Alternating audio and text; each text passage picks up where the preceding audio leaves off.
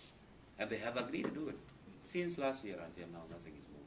What are the consequences for not moving in demarcation? So, is there any mechanism that is international mechanism right now that is chasing down these details, that has any authority whatsoever? No. And what is preventing us from creating that?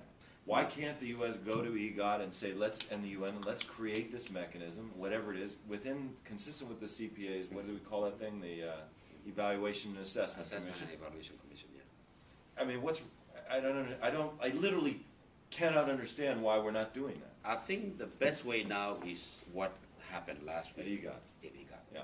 Now the IGAD has been mandated to make sure that the rest of the pending issues that needs to be implemented must be implemented before 2011.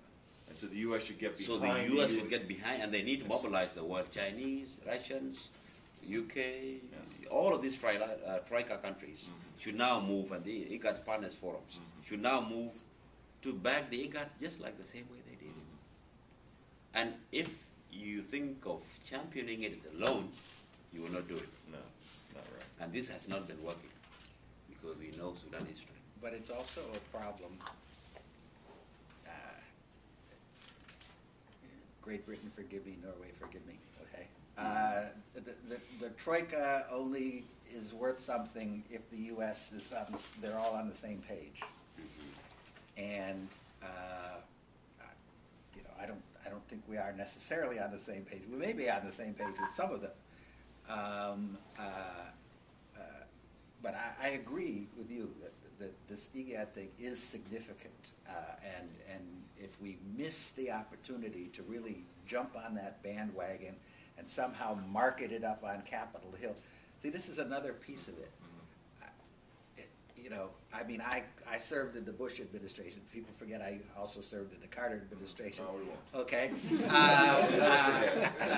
The Dennis Ross of Africa.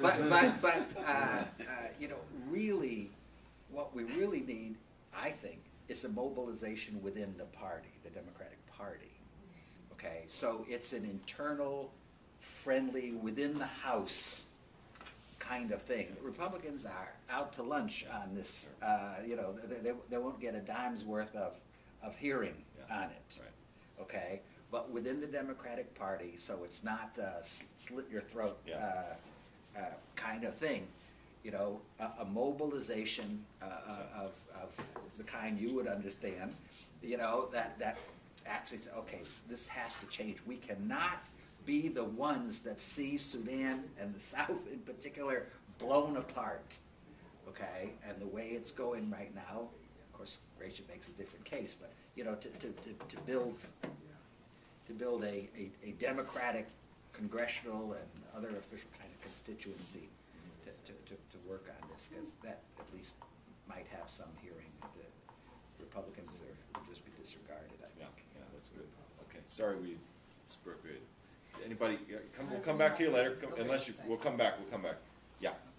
Go ahead, Mark.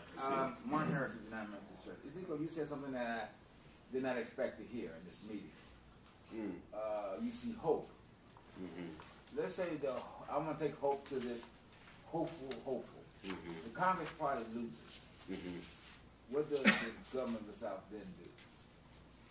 That's a very good question. Even if President Salva is the president of the Republic of Sudan, say if he's the one running as Yasser Rahman, still the Southerners are going to vote for separation. Okay.